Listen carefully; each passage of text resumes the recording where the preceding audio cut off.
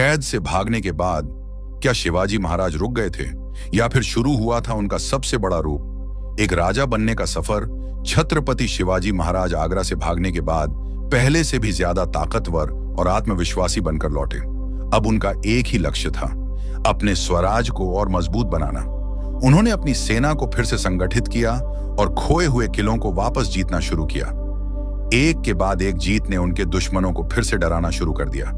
शिवाजी महाराज ने न केवल युद्ध में अपनी ताकत दिखाई, बल्कि प्रशासन में भी अपनी समझदारी साबित की। उन्होंने एक मजबूत शासन प्रणाली बनाई जिसमें हर व्यक्ति के अधिकारों का ध्यान रखा गया। उन्होंने किसानों की रक्षा की, व्यापार को बढ़ावा दिया और अपने राज्य को समृद्ध बनाने के लिए कई महत्वपूर्ण फैसले ली। उनकी प्रजा उन्हें सिर्फ एक राजा नहीं, बल्कि अपना रक्षक मानती थी। धीरे धीरे उनका स्वराज एक शक्तिशाली साम्राज्य में बदलने लगा। अब समय आ चुका था उस सपने को पूरा करने का जो उन्होंने बचपन में देखा था।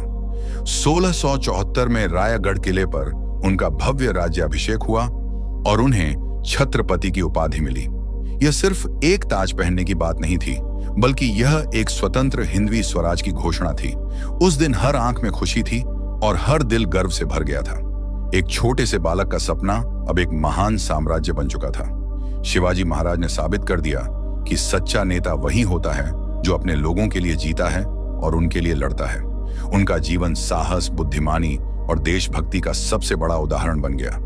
उन्होंने नौसेना को भी मजबूत किया और समुद्री सुरक्षा पर विशेष ध्यान दिया, जिससे विदेशी ताकतों के खिलाफ उनका साम्राज्य और सुरक्षित हो गया। शिवाजी महाराज हमें सिखाते हैं कि अगर सपना सच्चा हो और मेहनत ईमानदार हो तो कोई भी ताकत आपको महान बनने से नहीं रोक सकती। वो सिर्फ एक राजा नहीं थे, वो एक सोच थे जो आज भी हर दिल में जिंदा है।